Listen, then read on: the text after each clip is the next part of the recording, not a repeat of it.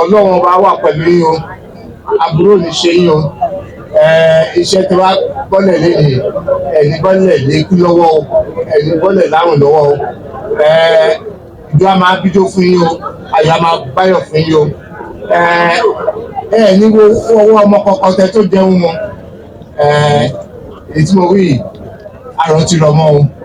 bí wọ́n ti ṣe ń fi ìdùnnú wọn hàn nìyẹn o, tí ẹbí ń kí wọn tí ara ń kí wọn látàrí àṣeyọrí ńlá tí wọ́n ti ṣe bí wọ́n ti ṣe fẹ̀yìntì lẹ́nu iṣẹ́ ọba. níṣẹ́ ni ojú pé tí ẹsẹ̀ pèlè ò rọ́gọ́ tí ọ̀gá ọlọ́pàá Sylvester Abíọ́dún Alábí àtàwọn ńlá méjì nínú iṣẹ́ ọlọ́pàá AIG Joshua Ayọ̀dèjì Ògúndélé àti AIG Ọlárẹ̀wájú Stephen Ọláòṣèbí kan lọ́jọ́ yẹn. níṣẹ́ ni ará alẹ́ wá o tí ará oko wá gbọ́ pátá náà ni ó bá wọn débẹ̀ lọ́gọ́ tí wọ́n ṣe ìfẹ̀yìntì lẹ́nu iṣẹ́ ọba. ṣé ọdún márùndínlógójì kò kéré nínú ayé ọmọ ẹ̀dá ènìyàn, ìyẹn ọdún tí wọ́n lò lẹ́nu iṣẹ́ ọba nìyẹn o, níbi tó ti ṣe agbófinró dáadáa tí wọ́n sì lórúkọ nínú iṣẹ́ ọlọ́pàá ní ńlá nínú àwọn ayẹyẹ tí iléeṣẹ́ ọlọ́pàá fi parí ọdún 2024 ní ayẹyẹ ìfẹ̀yìntì ọ̀hún jẹ́ o, níbi tí ọ̀gá yẹn nínú iṣẹ́ ọlọ́pàá ti wà níkàlẹ̀, ìyẹn ọ̀gbẹ́ni Káyọ̀dé Adéolú Ẹgbẹ́tòkun àtàwọn míì lẹ́nu iṣẹ́ ọba, pàápàá àwọn tó ti fẹ̀yìntì. bẹ́ẹ̀ gẹ́ni kábíyèsí olówó Èkó bàbá Fùádì náà rán ni wá ọba Rídíwáànù Akíolú nígbà tí onírò ti ìlú Irù náà bá wọn débẹ̀, ìyẹn kábíyèsí ọba Abdulwasiu Ọmọgbọ́láhàn Abẹ́sógun kejì tó náà ti wà nínú iṣẹ́ ọlọ́pàá rí kí orí ó tó pẹ́ sórí àpèrè àwọn bàbá tó ṣẹ̀ ẹ́ sílẹ̀. gbogbo àwọn èèyàn náà ni wọ́n bá wọn wá dunnú, wọn kí wọn kú oríire. bẹ́ẹ̀ làwọn mọ̀lẹ́bí, àwọn ará àtàwọn tọkọ ìlú míì láwùjọ náà dé kọ́lẹ́ẹ̀jì ọlọ́pàá lẹ́kọ̀ọ́ níbi tí ayẹyẹ ọ̀hún ti wáyé, tí àwọn ọlọ́pàá yẹn dáadáa bíi ológun, amòfin àgbà Fẹ́mi Fálànà, akọni ọjọ́ adájọ́ náà wà níbẹ̀ o. níṣẹ́ ni ayẹyẹ ọ̀hún dùn yùngbà yùngbà yùngbà. Today we are having the pillar parade in honor of the AIG Abiodun Sylvester Alabi LVC. The outgoing DIG First Criminal Investigation Department are coordinating DIG for the Southwest. We're going to have here being celebrated today AIG Joshua Ayodele PSC Daga, the outgone AIG First CID Annex Alagba Close, Ikoyi, Lagos. And AIG Ọlárẹ̀wájú Stephen Ọláòṣèbí PSC, the outgoing AIG Works, Department of DLS Force Headquarters, Abuja. Nǹkan tí mo sọ ni pé àwọn táwọn filẹ̀ sínú iṣẹ́ ọlọ́pàá wọ́n tó lè ṣàṣeyọrí, wọ́n láti jẹ́ àwọn láti ṣe nǹkan tó yẹ kán máa ṣe, kán ṣojúṣe wọn, kán máa ṣọ̀lẹ, kán máa ṣèmẹ́lẹ́, kán máa fi taratara ṣiṣẹ́ ọlọ́pàá.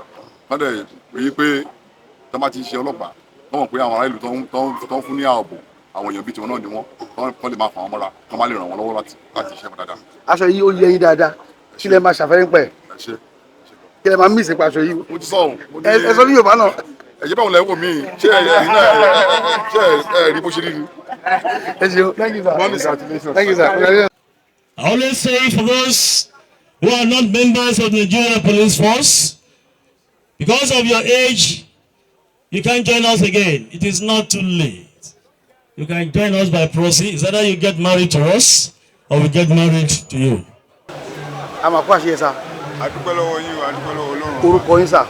èmi ni Musba Commissioner of Police Musba Ọmọlábí Àjàní. bàbá àwọn aṣáájú tí wọ́n fẹ́ fi ẹ̀yìntì tó ń lọ lẹ́yìn báyìí kí lè sọ ń pa wọn. ọ̀gá mi tó jẹ́ pé òun ni mo direct mo report Abiodun Alabi Sylvester DIG. ọ̀gá mi yẹn jẹ́ èèyàn tí akíkanjú èèyàn, ẹni tí ò fẹ́ kí ìyà jẹ ọmọnìyàn. tí a bá ní suspect tí a investigate lọ́wọ́, ó fẹ́ kí òtítọ́ ó fìdí múlẹ̀. ẹni tó yẹ pé kò fẹ́ kí ẹnìkan kan kó ní dààmú kó ní ṣòro lẹ́nu iṣẹ́ ni. ọ̀gá mi Abiodun Alabi ó jẹ́ ẹnìkan tó yẹ pé kò fẹ́ ìyànjẹ rárá. ó dẹ̀ fẹ́ ẹnìkan tó yẹ pé ó fẹ́ kí ẹ ṣe tí ó tọ́ àti tó yẹ. bẹ́ẹ̀ni. ẹni tí ó máa padà gbàpò lọ́wọ́ báyìí, kí ni ìmọ̀ràn fún ẹ tó ń bọ̀? ẹni tó ń bọ̀ yẹn tó máa wá papò lọ́wọ́ mo dúpẹ́ pé àdúrà ni máa gbà fún wọn pé kí wọ́n lè tí wọ́n ṣe sílẹ̀ kí wọ́n lè tẹ̀lé kí Ọlọ́run ràn wọ́n lọ́wọ́. We have 5 guards on the parade ground ready to give us a scintillating performance, and we have the standard party right in front of them, and as you can hear, the police band, the ever supportive police band. Deputy Commissioner of Police ọ̀gá tí wọ́n fẹ̀yìntì lẹ́nu kí lè fẹ́ sọ pa àwọn irú èèyàn wo ni wọ́n jẹ́. ọ̀gá wa ni bàbá wa ni nínú iṣẹ́ ọlọ́pàá wọ́n kó gbogbo wa mọ́ra ní pàtàkì jùlọ àwọn tá jẹ́ ọmọ ìlú kó wa mọ́ra sígbà tí a ní ìrànlọ́wọ́ wọn tí wọn ò dìde láti dúró tì wá nígbà míì tí kan nínú wa bá ní ìṣòro nínú iṣẹ́ yìí wọ́n máa ń dúró wọ́n máa ń ṣe bí ìgbà fún wa wọ́n dẹ̀ fi lè ṣe ìlọsíwájú gbogbo wa kó jẹ wọ́n lógún wọ́n lè ṣe wọ́n ṣe ju bí àwa gan ṣe lọ wọ́n á rí pé gbogbo àwa ọmọ Yorùbá àtàwà níṣẹ́ ọlọ́pàá la wá láti gbogbo orílẹ̀-èdè Nàìjíríà láti péjọ sí bíbá ìlú ìlú láti wá ṣe é fún wọn. Sókótó àwọn míì wá láti èmi sì Abẹ́òkúta ní jíjí wá láàárọ̀ àwọn míì wá láti àwọn míì wá láti Àbújá láti wá ṣe fún wọn pé bàbá rẹ̀ wọ́n jẹ́ fún wọn. bàbá ni láti wá yẹ wọ́n sí lọ́jọ́ òkú. bàbá ni wọ́n fẹ̀yìntì lẹ́nu ẹlòmíràn ló ń bọ̀ ńbẹ̀ ẹni tó ń bọ̀ kí ni ìmọ̀ràn fún wọn. àwa iṣẹ́ ọlọ́pàá làwọn á ṣe àbí àwọn ọ̀gá wa àti bẹ́ẹ̀ tó bá ọ̀tọ̀ bá mẹ́ta fún wọn nímọ̀ràn wà á mọ̀ pé ẹni tó bá túbọ̀ náà fún wa fún ìṣẹ̀lẹ̀ àti ìjọba pé gbogbo wa àwa níṣẹ́ ọlọ́pàá ọmọ ọlọ́pàá àti ọmọ Yorùbá ni wa níbi ká fún ẹnikẹ́ni ní ìmọ̀ gbogbo àwọn ọmọ Yorùbá àtàwọn ọlọ́pàá ọmọ Yorùbá ni wa. Orúkọ mi ni Okun Adérónkẹ́ Nurat, CP General Investigation FCI Yannick. Èèyàn dáadáa lọ́gọ́ Ògúndélé o, kan tí mo mọ̀ tán bá níyàn dáadáa gẹ́gẹ́ bí Yorùbá, you know what it means. Ògúndélé is an embodiment of good things. Tẹ́ bá ń fẹ́ràn lọ́wọ́, approach Ògúndélé. Tẹ́ bá ń fẹ́ assistance, approach Ògúndélé. Tẹ́ bá wọ́ ọ̀gá tó jẹ́ pé ó máa give directives and stand by it, approach Ògúndélé. Ògúndélé tún wá jẹ́ the type tó máa ń fetí sílẹ̀, kò ń da ọ̀rọ̀ ọmọṣẹ́ nù. Tẹ́yìn bá rí nǹkan tó Ògúndélé ò bá rí, tẹ́ bá call attention Ògúndélé sí, Ògúndélé will ask you why tó ṣe rí bẹ́ẹ̀. Tó bá fi lè give good reason, be sure Ògúndélé will all what he wants, good image of the police, do something good kó ṣe dáadáa káwọn èèyàn mọ̀ wípé yes you are good at doing your work. Nítorí Ògúndélé dúró fún nìyẹn. ọlọ́run ní ìwọ̀n lọ lẹ́ni àti àwọn yòókù bẹ́ẹ̀ ni ọ̀nà máa bọ́ sípò yẹn kí ni ìwọ̀n nípa àwọn tó ń bọ̀ nípò báyìí. Kí wọ́n wò kọ́ ṣe wọn, emulate them, make yourself accessible. Farabalẹ̀ kó gbọ́ nǹkan kó máa fún àwọn ọmọ ẹ̀yìn ẹni listening here kó dẹ̀ tọ́ wọn sọ́nà. Tó bá wá tọ́ wọn sọ́nà tán, stand by it. Nǹkan tí mo sọ fún yín pé kẹ́ lọ ṣe nìyí o, kí wọ́n wá dúró síbẹ̀ pé èmi ni mo sọ fún wọn kán lọ dúró síbẹ̀. Irú èèyàn bẹ́ẹ̀ l'Ògúndélé, kan tí mo mọ̀ nípa ẹ̀ nìyẹn. Èèyàn dáadáa l'Ògúndélé o. Àdúrà mi fún Ògúndélé ni pé bí wọ́n ṣe ń lọ, Ọlọ́run mi á máa bá wọn lọ. Retirement life wọn yìí á tún dùn ju service life wọn lọ. Àtàwọn àti family wọn, wọ́n á rójú, wọ́n á ráyè, wọ́n á rí àánú Ọlọ́run, wọ́n á rí ìbùkún Ọlọ́run, wọ́n á rí ìtọ́sọ́nà Ọlọ́run, ààbò Ọlọ́run tó dájú nínú àlàáfíà pẹ̀lú owó téèyàn fi ń ṣayé, ó máa wò wá lápò ọ̀gá mi. Ọlọ́run á dẹ̀ ṣe bẹ́ẹ̀.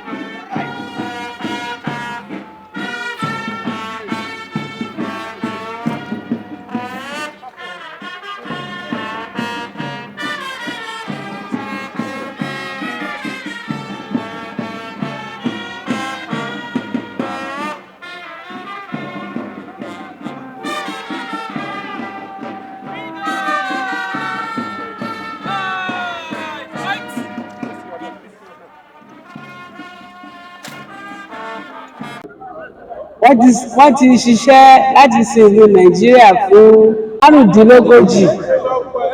Ọjọ́ ìlú gangan wọ́n sì pé ọmọ 60 ọdún.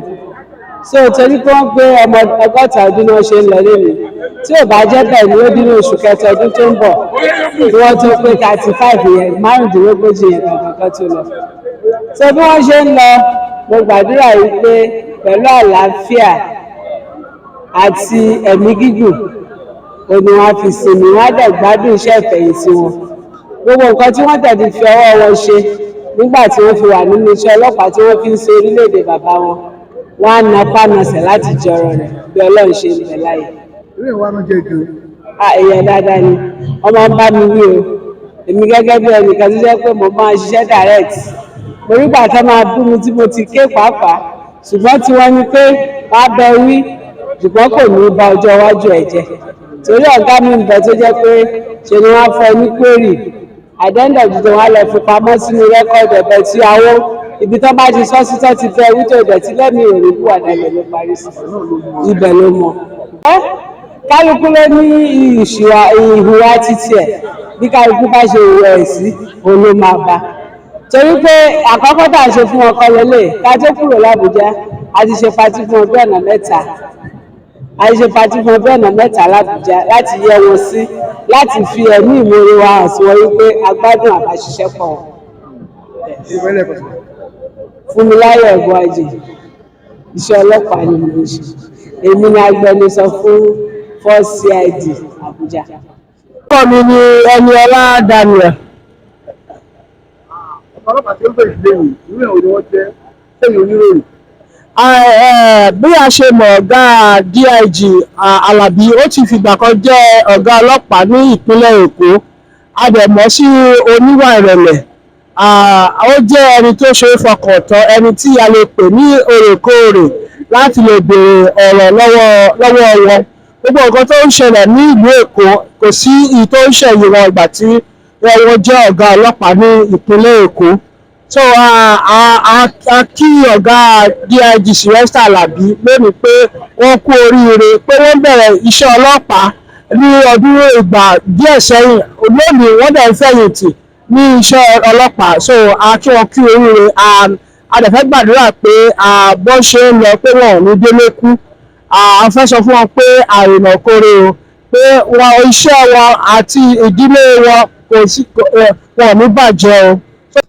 Ẹ jẹ́ n kọ́kọ́ bẹ̀rẹ̀ látòrí ọ̀rọ̀ ìbáṣepọ̀ tó dán mọ́rán wà láàrin àwọn oníròyìn àti àwọn ọlọ́pàá tí ó ń fẹ̀yìntì lénìí particularly DIG Abíọ́dún Alábí lọ́sàn jẹ́ kọmíṣánná ọlọ́pàá lẹ́kọ̀ọ́ adẹ̀jọ́ ṣiṣẹ́ dáadáa ìgbàgbọ́ àwọn èèyàn ni pé kò sí ọmọ gidi ní ọlọ́pàá DIG Alábí jẹ́ ọlọ́pàá gidi tó fi òtítọ́ inú àti ìfẹ́ ìlú ṣe òtítọ́ inú àti ìfẹ́ ìlú ṣiṣẹ́ ọlọ́pàá ó jẹ́ ẹnìkan tí ọlọ́pàá máa míìsì gan-an ní ìgbàrò àwọn tó ń bọ̀ tó máa gbaṣẹ́ lọ́wọ́ wọn pé kán lọ bí wọ́n ṣe case study kán lọ wo àríkọ́ṣe wọn tí wọ́n bá wò ó ní kọsẹ̀ ní gbogbo nǹkan tó ń ṣe àdúrà mi ni pé gbogbo iṣẹ́ tán ti ṣe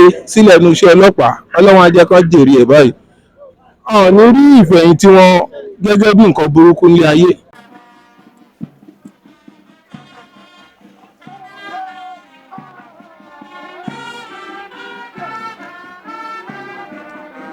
Sorry, we need to rise anytime the standard party passes to your side. So I want to request that our dignitaries please rise in honor of this standard party. God bless you as you do so. Standard party comprises of the flag of the Federal Republic of Nigeria, Nigeria Police flag, flag of the Special Protection Unit, Counter-Terrorism Unit, Explosive and Ordnance Disposal Unit of Nigeria Police Force and PMF flag. To those officers who are still in active service, my advice is clear. You must be ready. You must be willing and ready to accord the retired officers their due respect. All have at the back of your mind that one day you will equally retire. Retirement is a must because whatever has a beginning surely will have an end. To the retiring officers, I congratulate you. I congratulate you so much. And my prayer is this: all good things in life you shall benefit in superlative form in retirement. Your lives will be better in retirement. Your peace will be better in retirement. Your children will be better in retirement. Your source of finances will never diminish. Your source of finances will be better in retirement. I congratulate all of you. Congratulations once again. The celebrants of this great occasion and their spouses, DIG Abiodun Alabi, FDC, AIG Ogundele Ayodeji Joshua, PSC Daga, MNI, AIG Olarewaju Stephen, PSC, and their spouses who are here present. I stand before you here today with mixed emotions as we gather to honor the pull-out parade of my cherished friends and colleagues. While it is undeniably difficult to bid them farewell from the service we embarked upon together nearly 35 years ago, my reluctance is, however, overwhelmed by a profound sense of gratitude to God for the success of their exceptional careers. Rising to the prestigious ranks of Assistant Inspector General of Police and Deputy Inspector General of Police is no small accomplishment. It is a testament to hard work, dedication, and resilience. I extend my heartfelt congratulations to these my esteemed friends and colleagues, classmates, DIG Abiodun Alabi, AIG Ogundele Ayodeji Joshua, and AIG Olarewaju Stephen on their outstanding careers. Having shared our cadet days together at the Nigeria Police Academy, I can attest to their integrity, professionalism, and passion for policing, which have been the cornerstones of their remarkable service to our nation. Over the years, these remarkable officers have excelled in every assignment entrusted to them. DIG Abiodun Alabi, in his final role as the DIG Force CID and as a member of the Force Management Team, demonstrated extraordinary vision and provided insights which I will miss deeply in our management deliberations. AIG Ogundele Joshua left an enduring legacy through his transformative leadership at the Force CID Alex Alagbon, while AIG Larry Stephen, who worked closely with me as AIG works at me at the Force Headquarters, consistently delivered outstanding results in all assignments given to him.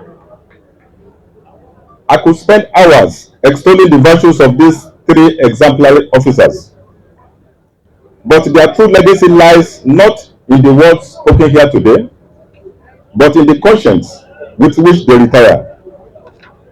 Those who have served honorably, with integrity and commitment, will retire with a sense of pride and fulfillment. They will be remembered in the prayers of the people they served so well, and will retire with the peace of knowing that they discharge their duties with distinction. They may not retire as billionaires, but they carry with them the greatest wealth of all, the satisfaction of a job well done, and the comforting assurance that even if forgotten by men, they will forever be remembered by God. To the families and friends of these extraordinary gentlemen pulling out of the Nigeria Police Force today, I say a big congratulations to you. These officers were truly remarkable. And I also thank you for supporting them and making them so remarkable. To my dear friends, as you step into retirement, I pray your days ahead are filled with peace, joy, and countless blessings. May your years in retirement surpass your years in service, bringing you fulfillment and happiness. We will deeply miss your contributions, but I urge you to stay in touch with us. The invaluable wealth of experience you have amassed must not be lost, as it remains a vital resource for our institution and the generations of officers to come. I thank you all for coming to grace this occasion. Today, Lord, we pray for the AIG Abiodun Sylvester Alabi, LDC, PSC, MNIN, and also AIG Joshua Ayodeji Ogundele, PSC, and AIG Olariwaju Stephen Olaosebikan. Lord, we thank you for the family they come from. We thank you for their service, and we thank you for all they've been able to do. Lord, we ask for your blessings upon them. We ask for your grace upon them. We ask, so Lord, that after retirement, they will not retire into penury. They will not retire into sickness. They will not retire into suffering. Lord, you will provide for them. Because your name is Jehovah Jireh, the Lord our provider. They will never lack anything good.